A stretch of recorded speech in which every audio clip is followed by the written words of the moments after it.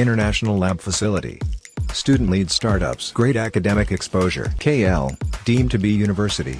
నిన్నటి రోజు సాయంత్రం 5 గంటల ప్రాంతంలో సంగారెడ్డి జిల్లా అత్నూర మండలం చందాపూర్ గ్రామంలో ఉన్నటువంటి శివార్నటువంటి ఎస్బీ ఆర్గానిక్ కంపెనీకి సంబంధించి ఇందులో 3 రియాక్టర్లు ఉంటాయి. రియాక్టర్కి సంబంధించి ఒక రియాక్టర్ పేలడంతో అక్కడికక్కడే ముగ్గురు కార్మికులు అంటే ఉద్యోగస్తు ఎండి రవికుమార్తో పాటు 2 ఉద్యోగస్తులు అక్కడే చనిపోయింది. మిగతా ఇద్దరిని హాస్పిటల్కి తీసుకుపోయిన తరుణంలోనే అక్కడ హాస్పిటల్ వద్ద చనిపోవడం జరిగింది. ఇప్పుడు ప్రస్తుతం ఒక డెడ్ బాడీ కూడా ఉన్నట్టు స్థానికులు గుర్తించడం జరిగింది.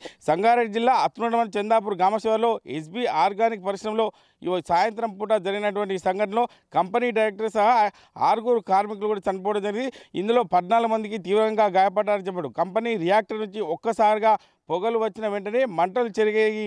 అకస్మాత్తుగా భారీ శబ్దంతో పేలుడు సంభవించిందని చెప్పవచ్చు. దీంతో అగ్నికీలల్లో చిక్కుకొని పరిశ్రమ యజమానుల్లో ఒకరైన హైదరాబాద్కు చెందిన రవి కుమార్తో పాటు ప్రొడక్షన్ ఆఫీసర్లు సుబ్రహ్మణ్యం, దయానంద్, మధ్యప్రదేశ్ చెందిన మెయింటెనెన్స్ ఇన్ఛార్జ్ సురేష్ పాల్తో పాటు సజీవ దహనమయ్యారని చెప్పవచ్చు. అత్నూర మండలం చందాపూర్ గ్రామానికి చెందిన కార్మికుడు చాకలి విష్ణుగా చెప్పుకోవచ్చు. హైదరాబాద్ నిమ్స్ హాస్పిటల్ చికిత్స పొందుతూ మరణించారు. ప్రమాదం మొత్తం 5 మరణించగా సుమారు 14 నుంచి 20 మందికి పైగా కార్మికులు తీవ్రంగా గాయపడినట్టు సంగారెడ్డి జిల్లా కలెక్టర్ వల్లూరు క్రాంతి రాత్రి కూడా చెప్పడం జరిగింది. గాయపడిన వారిని సంగారెడ్డి ప్రభుత్వ ఆసుపత్రి, స్థానిక ఎంఎన్ఆర్ ఆసుపత్రికి, హైదరాబాద్ నిమ్స్కి సంబంధించి కేర్ హాస్పిటల్ కూడా తరలించడం జరిగింది. ఏది ఏమంటే ఇక్కడ పరిస్థితి చూసుకున్నట్టయితే అంటే దట్టమైన పొగలు కమ్ముకోవడంతో ఎక్కడెక్కడ శిథిలాలు ఎగిరిపడడంతో ఇనుప చువ్వలు కావచ్చు, ఇక్కడ ఉన్నటువంటి బిల్డింగ్ నిర్మాణాలు సైతం అంటే పగుళ్ళు కూడా రావడం జరిగింది. ఎంత భారీ మొత్తంలో తీవ్రత ఈ శబ్దాలు రావడంతో చాలా అంటే రియాక్టర్ పేలడంతో ఇటువంటి సంఘటన జరగడం చుట్టుపక్కల ఉన్న గ్రామాల్లో ఉన్నటువంటి 1 కిలోమీటర్ వరకు కూడా పెంకులు కూడా అంటే శబ్దానికి వినికిడికి సంబంధించి పెంకులు కూడా ఎగిరినట్టు సమాచారం ఉంది. మనం విజువల్స్లో చూస్తున్నాం. ఎక్కడిదక్కడ ఇప్పటికి కూడా పొగమంచు వస్తుంది. అంటే విజువల్స్లో మనం చూసుకోవచ్చు. అంటే పొగమంచుతో పాటు ఇక్కడ ఎగిరిపోయినటువంటి చివలు కావచ్చు. అక్కడ ఇన్నోవాకు సంబంధించిన ఉద్యోగస్తులకు సంబంధించిన ఇన్నోవా కూడా పాక్షికంగా దగ్ధమైంది.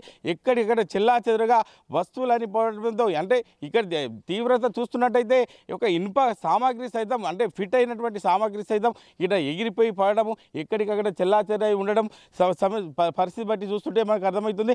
ఎంత భారీ శబ్దంతో శబ్దం వచ్చి ఇక్కడ ఎగిరిపడడం, ఇక్కడ ఉన్నటువంటి స్థానికంగా ఉన్నటువంటి అంటే భయాందోళనతో కార్మికులందరూ ఇక్కడ స్థానికంగా బహిరంగ అంటే బహార్ ప్రయత్నంలో బయట ఉంటారు కాబట్టి వారికి శబ్దం రావడంతో అక్కడికక్కడే 3 కార్మికులు కూడా చనిపోవడం జరిగింది. ఇంక ఇద్దరు సంబంధించి చూసుకున్నట్టయితే ఇద్దరు అంటే హాస్పిటల్ తీసుకుపోతున్న చనిపోవడం. ఇప్పుడు ఒక్కరు కూడా చనిపోయింది. ఈ సంఘటనకు సంబంధించి నిన్నటి వరకు అధికారులందరినీ కూడా రేవంత్ రెడ్డి సర్కారు అధికారులు కూడా అప్రమత్తం చేసి వాళ్లకు సరైన ట్రీట్మెంట్ ఇవ్వాలని చెప్పి నిన్ననే కూడా ఆదేశాలు జారీ చేయలేదు. నిన్నకు సంబంధించి చూసుకున్నట్టయితే అగ్నిమాపక సంబంధించిన డీజీ నాగిరెడ్డితో పాటు స్థానిక కలెక్టర్ వల్లూరు క్రాంతి, స్థానిక ఎస్పీ రూపేష్ కుమార్ కూడా సంఘటన చేరుకోవడం. అదేవిధంగా ప్రజాప్రతినిధులకు సంబంధించి చూసుకున్నట్టయితే స్థానిక ఎమ్మెల్యే సునీతా లక్ష్మారెడ్డితో పాటు ఇన్ఛార్జ్ మంత్రి కొండా సుజయక, దామోదర్ రాజనరసింహ అందరూ కూడా నిన్ననే క్షతగాత్రులను పరామర్శించి స్థానికంగా జరిగిన సంఘటనకు సంబంధించి పరిశీలించడం జరిగింది.